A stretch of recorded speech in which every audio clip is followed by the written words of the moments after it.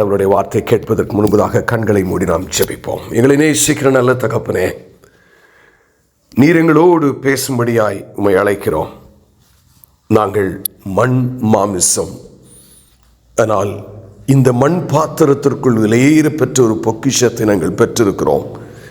ஆகவே உங்களுடைய பார்வை எப்பொழுதும் எங்கள் மேலும் எங்கள் குடும்பத்தின் மேலும் இருப்பதற்காக உமக்கு நன்றி செலுத்துகிறோம். விலையேறப்பெற்ற ஒரு வாழ்க்கை ஆண்டவரே, விலையேறப்பெற்ற ஒரு வாழ்க்கை.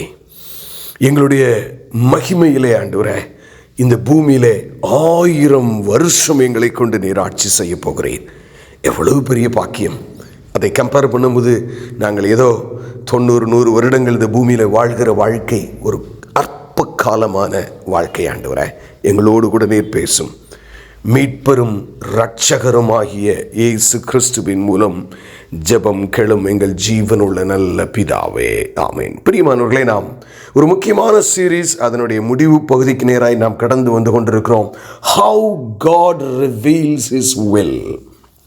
தேவன் தம்முடைய திருவள சித்தத்தை எப்படி வெளிப்படுத்துகிறார் என்று ஒரு முன்னுரை, அதற்கு பின்பு அவர் எப்பொழுது அதை வெளிப்படுத்துகிறார், எப்படி வெளிப்படுத்துகிறார். ஹல்லேலூயா, ஆமென், ஆமென். யாரு அவர் மேல தாகத்தோடு இருக்கிறார்களோ, அன்போடு இருக்கிறார்களோ, அவர்களுக்கு அவர் நிச்சயமாக அந்த சித்தத்தை வெளிப்படுத்துவார்.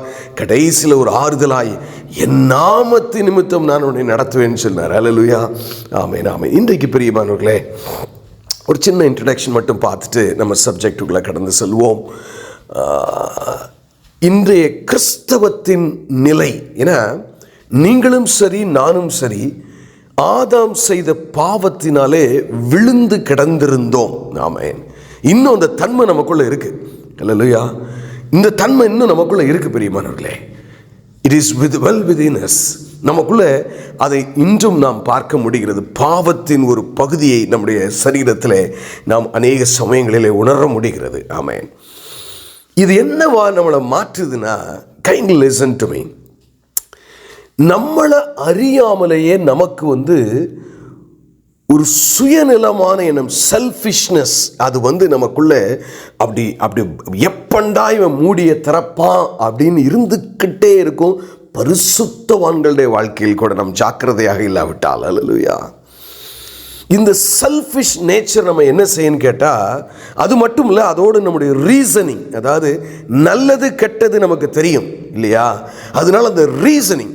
மூன்றாவது பார்த்தீங்கன்னா நம்மளுடைய ஆசை. அல்லேலூயா, ஒரு செல்ஃபிஷ்னஸ், ஒரு நல்லது கெட்டது தெரிகிற ஒரு தன்மை, ஒரு குட்டி குட்டி ஆசைகள், இதெல்லாம் சேர்ந்து அநேக சமயங்களில் நம்மளை எதுக்கு ப்ரமோட் பண்ணுதுன்னா, நல்ல கவனிங்க நான் சொல்றத, இந்த கிறிஸ்தவம், வேதம், இயேசு கிறிஸ்து என் தேவைகளுக்காகவே அவர் இருக்கிறார் என்று ஒரு பிக்சர் நமக்கு கொடுத்துக்கிட்டே இருக்கும். அது நிச்சயமான உண்மை. ஹல்லேலூயா. ஆனால் தேவன் உங்களிடத்திலும் என்னிடத்திலும் எதிர்பார்க்கிற காரியம், என்றைக்கு நீ என்னை ஏற்றுக்கொண்டாயோ அன்றிலிருந்து என் இயேசுவின் சித்தம் நான் செய்ய வேண்டும். That was the agenda of Paul. இனி நான் அல்ல. ஹல்லேலூயா.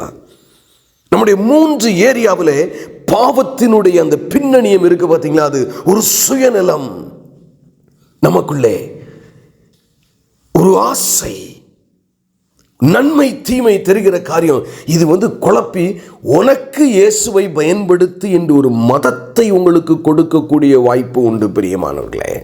Always use Jesus, such a wonderful God. He is the one who will come and attend you first. உன் சொந்தக்காரன் வாரானோ வரலையோ அவர் ஓடி. இதெல்லாம் நீங்கள் பார்த்தீங்கன்னா ஒன்று கூட பொய் கிடையாதுங்க, நிஜத்தமான உண்மை. ஆனால் நமக்குள் இருக்கிற மனப்பக்குவம் எப்படியாய் இருக்க வேண்டும் என்று வேதம் சொல்லுகிறது என்றால், இனி நான் அல்ல, நான் என்றைக்கு ரட்சிக்கப்பட்டேனோ அன்றைக்கு பிதா, குமாரன், பரிசுத்த ஆவியானவராகிய திருவள சித்தம் கொண்ட திருவள தேவத்தினுடைய ராஜ்யத்தில் வேலைக்காரனாய் நான் இருக்கிறேன். அவர் எனக்கு என்ன சொல்லுகிறாரோ அதை செய்வதற்காகவே, அவர் என்னை எந்த பாதையில நடத்துகிறாரோ, ஒருவேளை சில ஜெபங்களை அவர் கேட்காமல் இருக்கலாம், ஒருவேளை சில நேரங்களில் என் வாழ்க்கையை அவர் கடினமான பாதை வழியாய் கொண்டு போகலாம். ஆனால் எப்படி ஆனாலும் முடிவிலே தேவன் மகிமைப்படுவார். நிறைய நேரங்களில் மேத்யூவில் அழகான ஒரு வார்த்தை உண்டு, நம்ம எல்லாத்துக்கும் தெரியும். முதலாவது தேவனுடைய ராஜ்யத்தையும் அவருடைய நீதியும் தேடுங்கள், அப்பொழுது இவைகள் எல்லாம் உங்களுக்கு கூட கொடுக்கப்படும். இந்த வசனத்தை நம்ம நிறைய பேர் புரிஞ்சிக்கவே இல்லை. எப்படி? முதலாவது தேவனுடைய ராஜ்யத்தையும் அவருடைய நீதியும் தேடுங்கள், அப்பொழுது இவைகள் எல்லாம் கூட கொடுக்கப்படும். நம்ம இன்னைக்கு எப்படி வாழ்றோம்னா, 90% ஆஃப் சர்ச்சானிட்டி எப்படி வாழுதுன்னா, என் தேவைகளுக்காக நான் இயேசுவிடத்தில் ஓடுவேன், அவர் உடனே ஓடி வருவார், எந்த மாற்றமும் இல்லை, அவர் வரல, நம்ம செத்தே போயிடுவோம். ஆனால் வேதம் என்ன சொல்லுதுன்னா, நீ அப்படி உன் முக்கியத்துவங்களை வையாமல், நான் உயிரோடு இருப்பதே இயேசுவுக்காகவும் அவருடைய ராஜ்யத்திற்காகவும், அவர் என்ன சொல்லுகிறாரோ அதை செய்வதற்காகவே வாழுகிறேன் என்று உன்னை மாற்றி அமைத்துக் கொள்ளுவாயானால் மிச்சதெல்லாம் தானாக கிடைக்குங்கிறாரு. இவைகள் உங்களுக்கு கூட கொடுக்கப்படும். நம்ம இன்னும் சுயநலம், ஒரு சுயநலம் நமக்குள்ள இருக்கிறது பிரியமானவர்களே. இது கிரேட்டஸ்ட் சேலஞ்ச், கிரேட்டஸ்ட் சேலஞ்ச். ஆனால் அப்படி இல்லாமல் என்னவானாலும் இருக்கட்டுங்க, எங்கள் அப்பா சித்தம் நடக்கணும், என் குடும்பத்தில் நடக்கணும், என் ஊழியத்தில் நடக்கணும், என் வாழ்க்கையில் நடக்கணும், அவர் எப்படினாலும் என்னை வழிநடத்தி கொண்டு போட்டும், நான் அவருடைய ராஜ்யத்தின் புத்திரியாய் புத்திரனாய் நான் இருக்கிறேன் என்று நீங்கள் உங்கள் அவுட்லுக்கு மட்டும் மாட்டுங்களேன். பிசாசுக்கு உங்கள்கிட்ட வேலையே இல்லைங்க.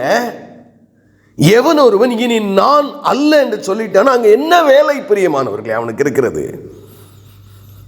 That is why the scripture is saying, முதலாவது தேவனுடைய ராஜ்யத்தையும் அவருடைய நீதியும் தேடுங்கள். அந்த அவுட்லுக்கு மட்டும் மாற்றி பாருங்க, உங்களுக்கு ஒரு கார் வச்ச இடத்துல 5 கார் கூட கிடைக்கலாம். Who knows that? இவைகள் உங்களுக்கு கூட கொடுக்கப்படும். ஆண்டவர் கரெக்டாக இருப்பாருங்க தான் வார்த்தையில். ஹல்லேலூயா. ஸோ ஒரு சின்ன இன்ட்ரடக்ஷன் இன்னைக்கு என்ன பார்க்குறோன்னா, நான் என் தேவைகளுக்கு இயேசு என்ற மனப்பக்குவத்திலிருந்து சற்று மாறி, இனி நான் ரட்சிக்கப்பட்ட நான், என்னை தேவன் எந்த பாதையில் நடத்தினாலும் சரி அவருக்காக வாழுவேன். அப்படி நீங்கள் மாறிட்டீங்கனாலே பிசாசுக்கு வேலையில் உங்கள் சந்தோஷம் எண்ணில் அடங்காததாக இருக்கும். I am living for Jesus Christ. I am living for His kingdom. அவருடைய ராஜ்யத்திற்காக நான் உயிரோடு இருக்கிறேன். ஏன்னா எந்த மதத்தை நீங்கள் போய் பார்த்தீங்கன்னாலும் நம்ம முதல்ல ஒரு டிஸ்கஷன் பண்ணோம்ல, சாமியை தேடினா எனக்கு நல்லது செய்யும். That is the whole religiosity is all about. எந்த மதமாய் நீங்கள் எடுத்தாலும் சரி பிரியமானவர்களே, சாமியை தேடவே அது எனக்கு நன்மை செய்யும். அது மதங்கள், மார்க்கங்கள், இதுவோ சத்தியம். ஹல்லேலூயா. இயேசு கிறிஸ்துவுக்காக நீங்கள் வேலை செஞ்சுட்டு உங்களை சும்மா விட்டுருவாரா? எபிரேயர் 6 அழகாய் சொல்லுகிறார், அவர் மறந்து விடுகிறதற்கு அநீதி உள்ள தேவன் அல்லவே. ஹல்லேலூயா. So my very keen speaking today by the grace of the Holy Spirit is this: refocus your life. உங்கள் வாழ்க்கையின் முக்கியத்துவங்களை மாற்றி அமைக்க வேண்டும். இன்னைக்கு ராத்திரி போய் நீங்க சிந்தித்து பாருங்க. என்னை அறியாமலே என் தேவைகள் தான் எனக்கு முன்பாகவே வந்து கொண்டிருக்கின்றன, என் பயங்கள் என் முன்னால் நின்று கொண்டிருக்கின்றன. மாறாக எதா இருந்தா என்னடா, என் அப்பன் இயேசுவின் சித்தம் என் வாழ்க்கையில் நடந்தால் நடக்கட்டும். ஹல்லேலூயா. நீங்கள் அப்படி மாற்றி பாருங்க. இனி நான் அல்லன்னு உங்களால் முழுமையாக சொல்ல முடியும்னா நீங்கள் தேவனுடைய ராஜ்யத்தை முக்கியத்துவப்படுத்த ஆரம்பிச்சிட்டிங்கன்னு அர்த்தம். பிசாசு ஆனவனுக்கு அங்கே வேலையே இல்லைங்க. So refocus your life, number 1. Right. இப்பொழுது நாம் எதுக்குள்ளே போகிறோம்னா, எப்படி அவர் தேவ சித்தத்தை நம்முடைய வாழ்க்கையிலே அவர் நமக்கு சொல்லிக் கொடுப்பார், இல்லாவிட்டால் செய்வார் என்பதற்கு நேராக நாம் கடந்து வருகிறோம். இது ரொம்ப முக்கியமான ஒரு காரியம். ஏன்னா கிறிஸ்தவ வாழ்க்கையில் ரொம்ப முக்கியமான ஒரு வசனத்தை நான் உங்களுக்கு வாசிக்கட்டும். நம்ம எல்லாத்துக்கும் தெரியுங்க, அவன் தெரியாத உடனே நான் பிரசங்கிக்கவும் முடியாது, அது இருக்கவும் இருக்காது. அவன் ரோமர் 8:14 மேலும் எவர்கள் தேவனுடைய ஆவியினால் நடத்தப்படுகிறார்களோ நடத்தப்படுகிறார்களோ அவர்கள் தேவனுடைய புத்திரராய் இருக்கிறார்கள். If you want to be a daughter or a son of the most living God, you should be led by the Spirit of God. தேவனுடைய ஆவியினால் நடத்தப்பட வேண்டும், வழி நடத்தப்பட வேண்டும். அல்லேலூயா, அல்லேலூயா. ஆவியினால் நடத்தப்படுகிறவர்கள் அப்படின்னா என்ன அர்த்தங்க? It's very simple. அதாவது அவருடைய சித்தத்தை உங்க வாழ்க்கையில சொல்லுவாரு, நீங்க அதை செய்யணும். இதுதாங்க, வேற எதுவுமே கிடையாதுங்க. இப்போ நம்மகிட்ட என்ன அவசியம் இருக்கு? அப்போ அவருடைய வழி நடத்துதலை புரிந்து கொள்ளுகிற ஒரு தன்மை. அப்போ நம்ம இப்போ என்ன நம்ம டிஸ்கஸ் பண்றோம்? அவருடைய சித்தத்தை எப்படி, த மெத்தடாலஜி, ஹவு, எப்படி அவர் வெளிப்படுத்துவார்னா பரிசுத்த ஆவியானவர் மூலமா தாங்க. நம்பர் 1, அல்லேலூயா, நம்பர் 1 பரிசுத்த ஆவியானவர் மூலமா. அவர் என்ன மெத்தடாலஜினாலும் உங்க கேரக்டர், உங்க சிச்சுவேஷனுக்கு ஏற்ற மாதிரி மாற்றி செயல்படுவார். அல்லேலூயா. நான் சொல்லியிருக்கேன், நிறைய நேரங்களில் பார்த்தா நீங்கள் நிறைய பேரை பார்ப்பீங்க, இவெல்லாம் பயங்கர போக்கிரியாக இருக்கான், இவன் எப்படி, இவன் குடும்பம்லாம் நல்லா இருக்கே, நம்ம ஆண்டவர் இவ்வளவு தேடுறோமே, இவ்வளவு பிரச்சனையில் நம்ம இருக்கிறோமே அப்படின்னு நம்ம நினைப்போம். ஏன்னா ஆண்டவருடைய ஆசீர்வாதத்தை 2 வழிகளிலே தருகிறதை நான் ஆவியானவர் எனக்கு கற்றுக் கொடுத்துருக்கிறேன். ஒரு சிலருக்கு பாடத்தை சொல்லி கொடுத்துட்டு அதுக்கப்புறம் ஆசீர்வதிப்பார். ஒரு சிலருக்கு ஆசீர்வாதத்தை கொடுத்துட்டு பின்னாடி பாடத்தையும் புகற்றுகிறார். அவருடைய சித்தம் அது. ஆமேன். நான் என்ன சொல்ல வருகிறேன் என்றால், அவருடைய ஆவியானவர் உங்களுக்கு இதுவே வழி, இதிலே நடவுங்கள் என்று சொல்லுவார். அல்லேலூயா.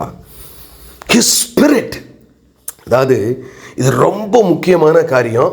நான் உங்களுக்கு அப்படியே அப்போஸ்தலர் 8ஆம் அதிகாரத்துக்கு நேராக நான் போகிறேன். 8ஆம் அதிகாரத்தில் பார்த்தீங்கன்னா பிலிப்புவை குறித்து ஒரு காரியத்தை பார்க்கிறோம். ஆமேன். 8ஆம் அதிகாரம் 26ஆம் வசனத்திலிருந்து நான் வாசிக்கிறேன். பின்பு கர்த்தருடைய தூதன் பிலிப்பை நோக்கி, நீ எழுந்து தெற்கு முகமாய் எருசலேமில் இருந்து காசா பட்டணத்துக்கு போகிற வனாந்தர மார்க்கமாய் போ என்றார். நம்ம இப்போ யுத்தம் நடந்துட்டு இருக்கீங்களங்க, அந்த காசா தாங்க. ஆமேன். காசா பட்டணத்துக்கு போகிற வனாந்தர மார்க்கமாய் போ என்றார். வேற ஒண்ணுமே சொல்லலைங்க.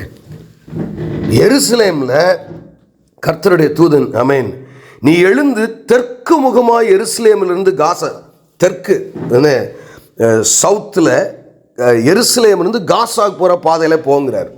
அவ்வளோதான், அந்த தூதன் மறைஞ்சிட்டான். அல்லேலூயா. உங்களுக்கு ஒருவேளை பார்த்தீங்கன்னா, இது நல்லா இருக்கே, தூதன் அப்படி இப்படி நம்மகிட்ட சொல்லிக்கிட்டே இருந்தா, அப்படி பைபிள் எழுதப்பட்டிருக்கிறது. ஏன்னா நிச்சயமாக ஒரு தூதன் அவரோடு பேசினது உண்மை. இன்றைக்கு ஒருவேளை ஒரு மனிதனுடைய ஆலோசனை மாதிரி உங்களுக்கு, ஏன்னா God can enact anything at any place. எந்த இடத்திலும் எதை வேண்டுமானாலும் செய்யக்கூடிய வல்லமை உடையவர் கர்த்தர். நீங்கள் அப்போ தான் பார்த்தீங்கன்னா எப்படிலாம் நடக்கும்னு உங்களுக்கு சொல்ல வரேன். நீங்கள் அவசரமாக கிளம்பி அப்போ தான் போய் எல்லா ட்ரெஸ்லாம் போட்டு செருப்பை போடுவீங்க, ஒரு முக்கியமான உங்கள் வீட்டுக்கு ஒரு ஆள் வந்துடுவாங்க, உங்களால் எங்கேயுமே போக முடியாமல் ஆயிரும். மனசுக்குள்ள ஐயோ இந்த ஆள் வேறு நேரம் வந்துட்டாரே அப்படின்னு நினைக்கும், வேறு வழியே இல்லையே, ஐயோ ஆண்டவரே என்னப்பா இது சோதனையாக இருக்குது அப்படின்னு உட்காந்து ஒரு அரை மணி நேரமாக பேசுகிற மாதிரி ஆயிரும்.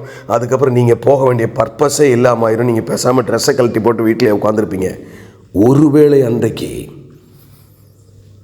ஆவியானவருடைய வழிநடத்தல் நீங்கள் வெளியில் போயிருந்தீங்கன்னா உங்களுக்கு ஏதாவது ஒரு தீமை நடந்திருக்கலாம். நிறைய நேரங்களில் நம்ம முன்னாடி நடக்கிற அற்புதத்தை மாத்திரம் நாம் பார்க்கிறோம். நமக்கு தேவன் சொல்லவே இல்லை. நான் என் வாழ்க்கையில் இன்னைக்கு நான் கார் ஓட்டிகிட்டே வந்துட்டு இருந்தேன். அப்போ நான் யோசித்து பார்த்தேன், என் பிள்ளைகளுடைய வாழ்க்கையில் இது நடந்துச்சு. எத்தனை இதை நம்மளுக்கு ஆண்டவர் பகிரங்கம் மகனே, நான் கூட யோசிப்பேன், இதெல்லாம் நீங்கள் ஏன்ப்பா முன்னாடியே சொல்லியிருந்தேன், நாங்கள் ரொம்ப சந்தோஷமாக இருந்திருப்போம்ல, இதெல்லாம் ஏன் நீங்கள் சொல்லலை? 99% ஆஃப் த திங்ஸ் கடவுள் சொல்கிற மாற்றாருங்க. அல்லேலூயா. we don't know why. ஆனால் ஆவியானவர் உங்களை சரியாக நடத்துவார். ஆனால் இதுக்கு என்ன அவசியம் தெரியுமா? எப்பா என் சித்தம் மட்டும் நடந்துடக்கூடாதப்பா என் வாழ்க்கையில், அது ஒன்றும் இல்லாமல் போயிடும். எனக்கும் பிரயோஜனம் இருக்காது, உங்களுக்கும் பிரயோஜனம் இருக்காது. பிசாசு டான்ஸ் ஆட ஆரம்பிச்சிருவான். அதனால் எப்பவும் இந்த ஒரு எண்ணம் உங்களுக்குள்ள இருந்து கொண்டே இருக்க வேண்டும். பிரியமானவர்களே, நீங்கள் ஆவியினால் வழி நடத்தப்படணும்னா, நிறைய பேருக்கு என்னங்க எங்களுக்கெல்லாம் சொல்கிறீங்க, ஆவியானவர் பேசினாருங்கிறீங்க, எல்லாம் நீங்கள் பொய் சொல்கிறீங்களோ உண்மை சொல்கிறீங்களோ தெரியலங்க அப்படின்னு எல்லாரும் சொல்லுவாங்க. ஓரளவுக்கு நியாயம்தான். எதில் நியாயம்? நிறைய பேருக்கு ஆவியானவரால் வழி நடத்தப்படணும், அவர் சித்தத்துக்கு நேராங்கிற வாஞ்சையே இருக்காது. அப்போ என்ன ஆகும் தெரியுமா?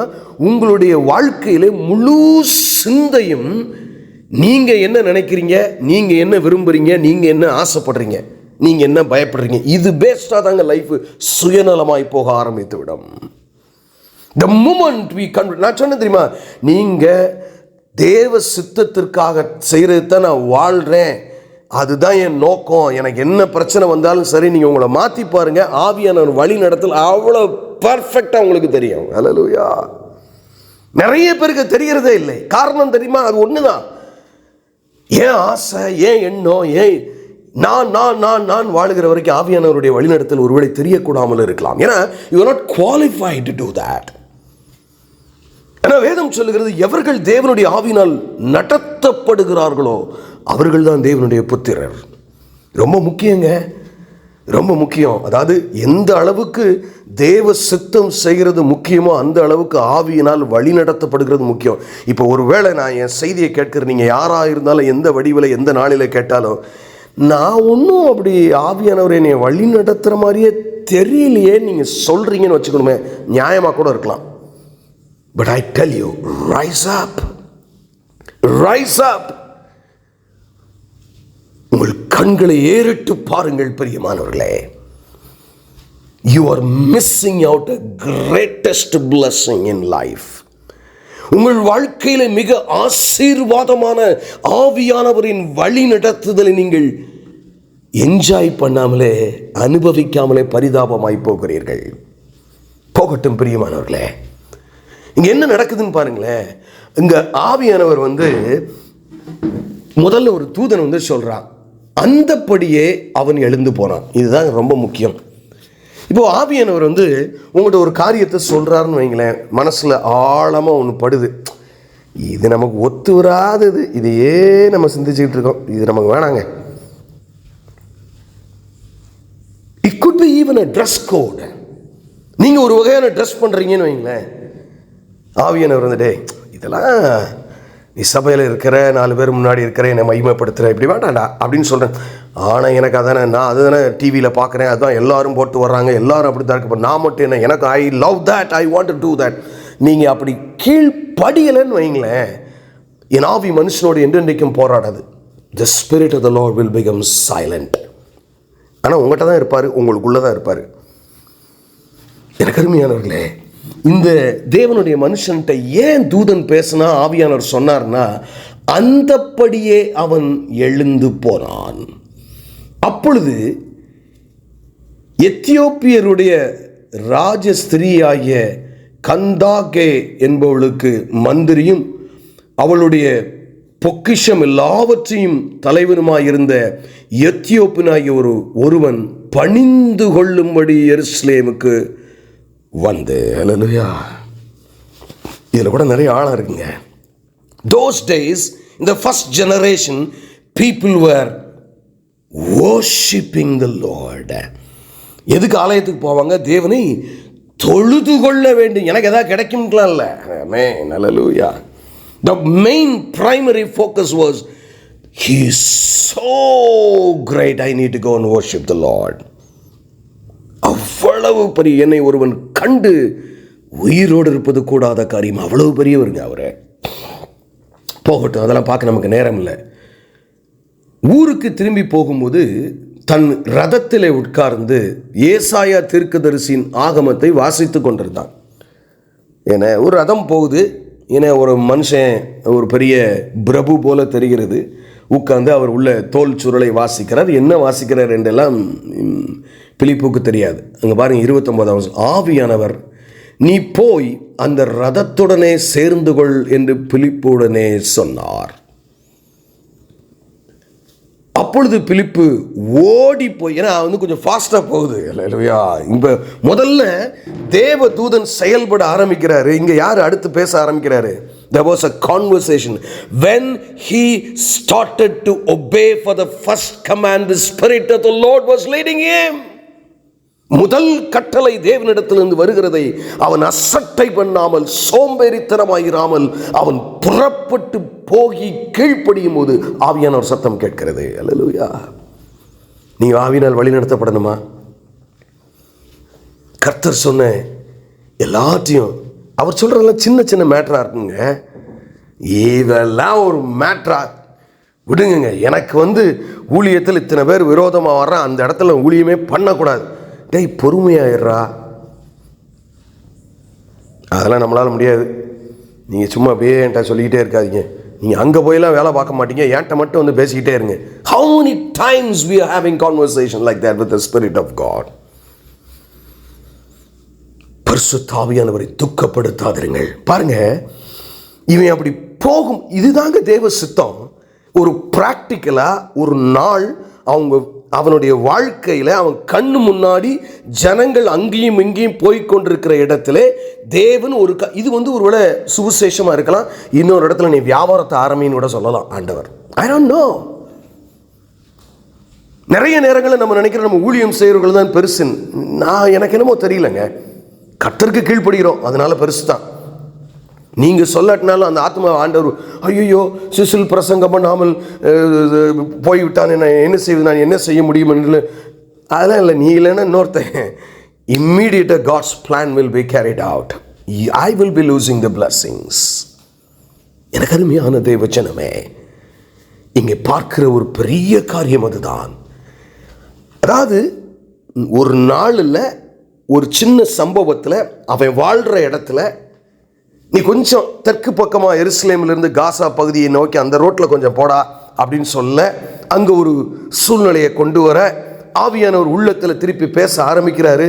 இவன் ரெண்டாவது செயல்பட முந்தி வேகமாக நடந்து போனவன் இப்போ ஓட வேண்டிய நிலைமை வருகிறது. ஹல்லேலூயா. ஆவியானவர், நீ போய் அந்த பட்டணத்தோடு சேர்ந்து கொள் என்று பிலிப்புடனே சொன்னார். அப்பொழுது பிலிப்பு ஓடி போய் சேர்ந்து. That is the obedience. பிரியமானவர்களே, நல்லா தெரிஞ்சுக்கங்க. இந்த பரிசுத்த ஆவியானவரை யாரெல்லாம் வல்லமையா என்னை பயன்படுத்தணும். The only secret is hallelujah, 2 things. First, என் இருதயத்தில் இனி நான் அல்ல, கிறிஸ்துவுக்காக, அவர் சித்தத்துக்காக என்னை வாழ அர்ப்பணித்து விட்டேன். ரெண்டாவது, அவர் என்ன சொன்னாலும் கீழ்ப்படிவேன் உடனே. வேறு ஒன்றுமே தேவையில்லைங்க. ரொம்ப பெரிய பைபிள் நாலேஜ், பயங்கரமாக நான் தியாலஜி படிச்சுட்டு பயங்கரமாக அப்படிலாம் ஒன்றும் இல்லைங்க. யார் எந்த பெரிய பைபிள் காலேஜில் படித்து கரைச்சி குடித்தவன்ட்டையும் சில காரியங்கள் பைபிள் எனக்கு தெரியாது என்று சொல்லுவான். ஆனால் அவன் உண்மையுள்ளவன். எஸ் பிரியமானவர்களே, ஒரு படிக்கவே தெரியாத ஒரு சாதாரண மனிதன் பரலோக ராஜ்யத்தில் பெரியவனாக இருக்க முடியும். அப்படித்தான் the way God has designed everything. நல்லா தெரிஞ்சுக்கங்க. இனி நான் அல்ல என்பதை என்னால் சொல்ல முடியுமா பிரியமானவர்களே? உங்கள் கவலையும் சந்தோஷமும் அதை உங்களுக்கு காட்டி கொடுக்கும். நான் அப்படி இல்லை. I am not so. If not, this is the message where you have to repent. இந்த செய்தியில் தான் நீங்கள் மனம் திரும்ப வேண்டும் பிரியமானவர்களே. கர்த்தர் உங்களை அழைக்கிறார். இங்க என்ன நடக்குதுன்னு பாருங்க. அதற்கு அவன், அப்பொழுது பிலிப்பு ஓடி போய் அவன் ஏசாயா தீர்க்கதரிசியின் ஆகமத்தை வாசிக்கிறதை கண்டு, நீர் வாசிக்கிறவின் கருத்து உமக்கு தெரியுமா என்றான். Starting with a question. நீங்கள் நிறைய நேரங்களில் நம்ம சுவிசேஷன் சொல்லும் போது பார்த்தா நம்ம கேள்வி கேட்குற மெத்தடாலஜியை விட்டுட்டோம். முதல்ல கேள்வி தான் கேட்கணும். பிரதர், நீங்கள் நான் சொல்கிறேன் தப்பாக நினச்சிக்காங்க, ஏன்னா மரணம் சகஜம், எல்லாரும் செத்து போயிடுறோம். செத்து போன மறுநாள் நம்ம எங்கே பிரதர் இருப்போம் தெரியுமா உங்களுக்கு? என்னன்னா கிரிட்டிக்கலான ஒரு கேள்வியை கேட்குறாடே. நம்ம பல புஸ்தகங்களை படிச்சிருக்கோம், அவனுக்கு தெரிஞ்ச 2 கூட அவுத்து விடலாம். ஏன்னா you should prepare your self. இது நல்லா தெரிஞ்சுக்கங்க.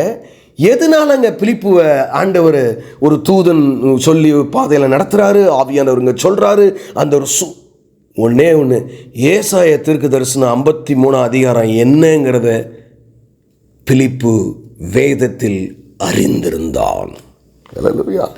ஒருவேளை பிலிப்புக்கு அங்கே ஒன்றும் தெரியாதுன்னா இந்த சம்பவமே நடந்திருக்காது. பிரியமானவர்களே, your knowledge is more important. வெறும் வேதத்தின் மாத்திரமல்ல, எல்லா காரியங்களிலும் தெரிந்திருக்க வேண்டும். ஒருத்தன்ட்ட போய் எனக்கு பைபிள் மட்டும்தான் தெரியும், வேறு எதுவுமே தெரியணும், அப்போ உனக்கு ஒன்றுமே தெரியாடான்றான் அவன். But you should know everything. ஒரு கம்ப்யூட்டர் ப்ரோக்ராம் ஒருத்தர் வர்றாருன்னா அவனுடைய டைப்பில் கொஞ்சம் நீங்கள் பேசுனீங்க தான் he will appeal to that. பிரியமானவர்களே, அப்போ ஆவியானவர் உங்களை பயன்படுத்துகிற நிலைமையில இருந்தீங்கன்னா தேவ சித்தத்தை உங்களுக்கு வெளிப்படுத்துவார். இவனை பயன்படுத்தலை, இவன் கொஞ்சம் தெரிஞ்ச பையன். எஸ், நிறைய நேரங்களிலே இந்த ஆவியானவர்ங்கிறத விட்டுட்டா நீங்க தேவ சித்தத்தை அறிந்து கொள்ளவே முடியாது. பிரியமானவர்களே, பிலிப்பு ஏறி நீர் வாசிக்கிறது கருத்து உமக்கு தெரியுமா என்றான். அதற்கு அவன், ஒருவன் எனக்கு தெரிவிக்காவிட்டால் அது எனக்கு எப்படி தெரியும் என்று சொல்லி பிலிப்பு ஏறி தன்னோட உட்காரும்படி அவனை வேண்டி கொண்டான். ஹல்லேலூயா. Wherever the Lord leads you, the provision of God will definitely be there.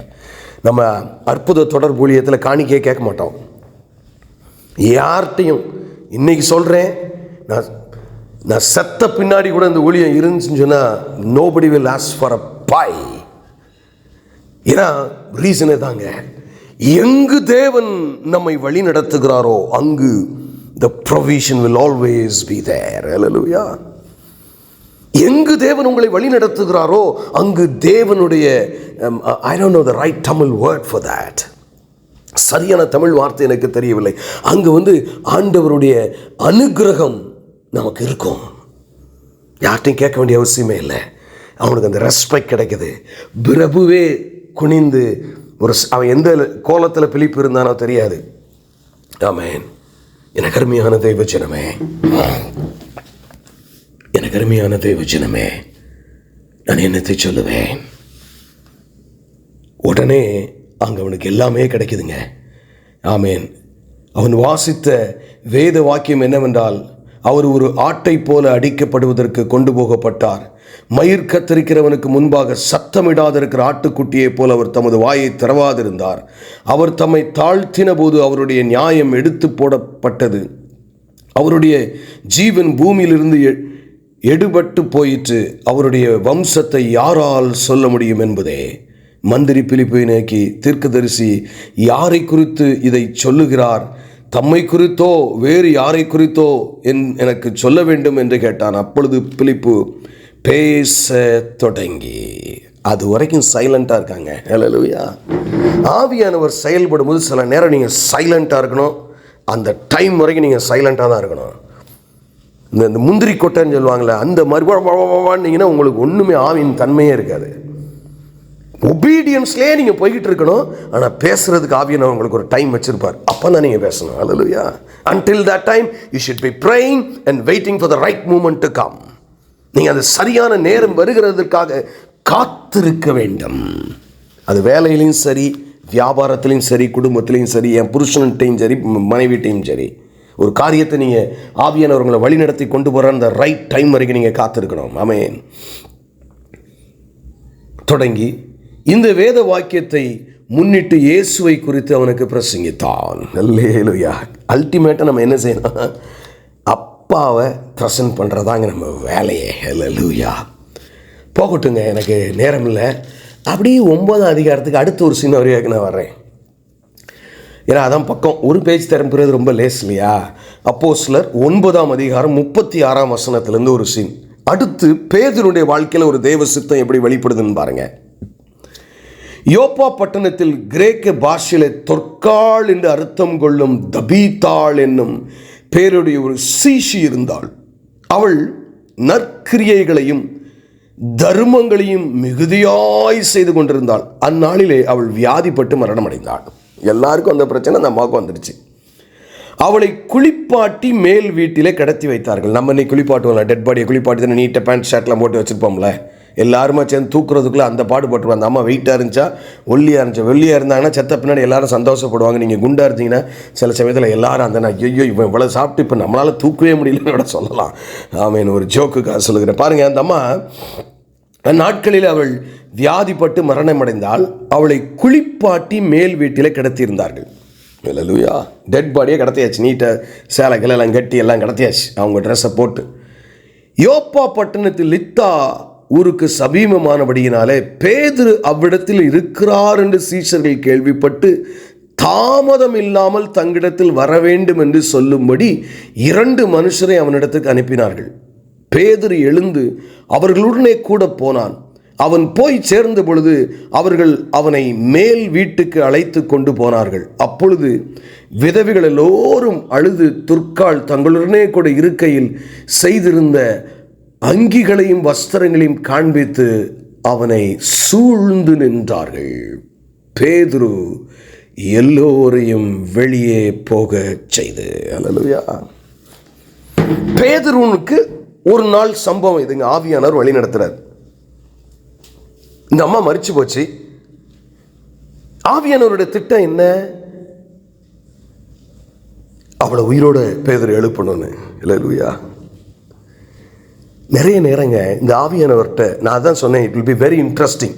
கர்த்தர் நல்லவர் என்று ருசித்து பாருங்கள்னா இதுதான். திடீர்னு பார்த்தா உங்களை ஒரு காரியத்தை உங்கள் மூலமாக செய்ய வைப்போம். உங்களாலேயே வெலவெலத்து போவீங்க, நம்பவே முடியாது. அவங்க இந்த அம்மா செத்து போயிட்டான்னு சொல்லி கூப்பிட்டு வந்தாங்களா, இல்லை வாங்க அவசரமாக கூப்பிட்றாங்கன்னு சொன்னாங்களாங்கிறதெல்லாம் தெரியாது. ஏன்னா அந்த காலத்தில் நிறைய இது முக்கியமான செய்தி முக்கியமானவங்க தான் சொல்லுவாங்க. முந்திரி கொட்டை மாதிரி முன்னாடி சொல்ல மாட்டாங்க நான் நினைக்கிறேன். தெரியல, ஒருவேளை சொல்லியிருக்கலாம். அங்கே வந்த உடனே ஆவியானவர் ஏற்கனவே ட்ரெயின் பண்ணி பேதுருவை வச்சிருக்காரு. ஏசப்பா நிறைய நேரங்கள் அப்படி செஞ்சிருக்காரு. எல்லாரும் வெளியே போ. இந்த விசுவாசத்திற்கு தடையா நிற்கிற ஒரு அற்புத நேரத்தில் கூட இருக்கக்கூடாதுன்னு ஆவியானவர் நினைப்பாரோ என்னமோ தெரியல. இந்த ஆவியானவர் எப்படி தான் சித்தத்தை உங்களுக்கு வெளிப்படுத்துவார்னா, முதல்ல விசுவாசத்திற்கு தடையா இருக்கிறவங்களை எலிமினேட் பண்ணுவார். நீங்கள் அதையும் அதெல்லாம் ட்ரெயின் பண்ணிக்கணும். நீங்கள் அதெல்லாம் தெரிஞ்சிருக்கணும். எப்படி அவர் கிரியை செய்கிறதுக்கு முன்னாடி அவ்விசுவாசிகள், இந்த இருட்டடி ஆட்கள் என்ன, அவங்கள பூராமே வெளியே தீருவார். ஏன்னா இவங்க தான் குளிப்பாட்டி டெட் பாடியை வச்சவங்க. உயிரோட எந்திரிக்க போகிறான்னு சொன்னால், யோ உனக்கு ஏதாவது லூசு பிடிச்சிருக்கா கேட்டிருப்பாங்களா, கேட்டிருக்க மாட்டாங்களா? என்ன நடக்குன்னு பாருங்கள் பிரியமானவர்களே. பேதுரு எல்லோரையும் வெளியே போக செய்து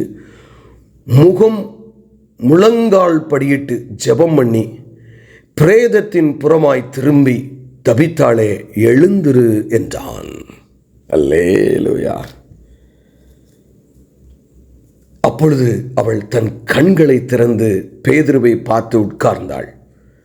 அவன் அவளுக்கு கை கொடுத்து அவளை எழுந்திருக்க பண்ணி பரிசுத்தவான்களையும் விதவைகளையும் அழைத்து, வெளியே போச்சனதெல்லாம் யாரு? பரிசுத்தவான்களும் விதவைகளும். ஆமேன். அழைத்து அவளை உயிருள்ளவளாக அவர்களுக்கு முன் நிறுத்தினான்.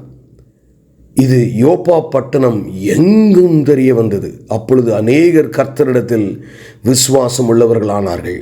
பின்பு அவன் யோப்பா பட்டணத்திலே தோல் பதினிடுகிற சீமோன் என்னும் ஒருவனிடத்திலே அநேக நாள் தங்கியிருந்தான். ஒரு பேதுருடைய வாழ்க்கையில் அவனை கொண்டு தேவன் ஒரு அற்புதத்தை செய்ய நினைக்கிறார். என்ன அற்புதம்? நினைச்சு கூட பார்க்காத அற்புதம். ஆச்சரியமா இருக்குல்ல? டெட் பாடியை வச்சுட்டு பேதுருவை கூட்டு வாங்கடான்னு இவங்க இந்த அப்போஸ்தலர்களுக்குள்ள எப்படிப்பட்ட ஒரு வல்லமை இருந்திருக்கிறது இந்த ஜனங்கள் அறிந்திருக்கிறார்கள் என்று. இந்த இயேசு கிறிஸ்து நேற்றும் இன்றும் மாறாத தெய்வம். அல்லேலூயா. நம்ம முதல்ல ஒரு பாயிண்ட் தான் நீங்கள் பார்த்துருக்குறோம். அவருடைய சித்தம் உங்களுடைய வாழ்க்கையில் ஒரு நாள் இன்னைக்கு நீங்கள் கத்திரிக்காய் கடைக்கு போகிறீங்க, அங்கே ஒருத்தரை சந்திக்கிறீங்க, அவருக்கு ஆண்டவரை குறித்து சொல்ல போறீங்க. இதுதான் தேவ சித்தமாக இருக்குங்க. அதை எவ்வளவு பியூட்டிஃபுல்லாக ஆவியானவர் நடத்துகிறார் என்பதை நீங்கள் புரிந்து கற்று தேறினவர்களாக வரும்பொழுது அவர் எப்படி அவர் சித்தத்தை வெளிப்படுத்துவார் என்றால் பரிசுத்த ஆவியானவர் மூலமாக. கண்களை மூடி நாம் ஜெபிப்போம். எங்களை நேசிக்கிற நல்ல தகப்பனே, நீர் எங்களோடு பேசி இருக்கிறீரப்பா. முதலாவது நீர் எங்களிடத்தில் சொன்னீர், எங்களுக்காக, எங்கள் ஆசைகளுக்காக, எங்கள் விருப்பங்களுக்காகவே வாழ்ந்து முடித்து விடாதபடி ஆண்டவரே, உம்மை பயன்படுத்தாதபடி உம்முடைய சித்தத்தை செய்வதற்கு எங்களை முதலாவது அர்ப்பணித்து, அப்படி அர்ப்பணிச்சாலே உமக்கு கீழ்ப்படுகிற ஒரு மனப்பக்குவம் எங்களோடு இருக்கும் பொழுது ஆவியானவர் பிதாவின் சித்தம், குமாரனின் சித்தத்தை எங்கள் மூலமாக இந்த பூமியிலே நிறைவேற்றுவீர் என்று கற்றுக் கொடுத்திருக்கீங்கப்பா. அதான் லெசன் இன்னைக்கு. அதை எங்கள் ஒவ்வொருவரும் நாங்கள் செயல்படுத்த நீர் எங்களுக்கு உதவி செய்யும். இந்த வார்த்தையை கேட்டுக்கொண்டிருக்கிற ஒவ்வொருவருடைய தனிப்பட்ட வாழ்க்கையிலும் ஆண்டவரே, அப்பா, பேதுருவின் மூலமாக ஆண்டவரே ஒரு மரித்த பெண் ஆண்டவரே தபீத்தாள் போல ஆண்டவரே அற்புதங்கள் இன்றைக்கு நடக்கட்டும் ஆண்டவரே. அவருடைய குடும்பங்களில் நடக்கட்டும், அவர்கள் வேலை பார்க்கிற இடங்களில் நடக்கட்டும். ஆனால் உம்முடைய சித்தப்படி மாத்திரம் நடத்தப்படட்டும் ஆண்டவரே. பெரிய காரியங்களை செய்யுங்க. மீட்பெரும் இரட்சகருமாகிய இயேசு கிறிஸ்துவின் மூலம் ஜெபம் கேளும் எங்கள் ஜீவனுள்ள நல்ல பிதாவே, ஆமென்.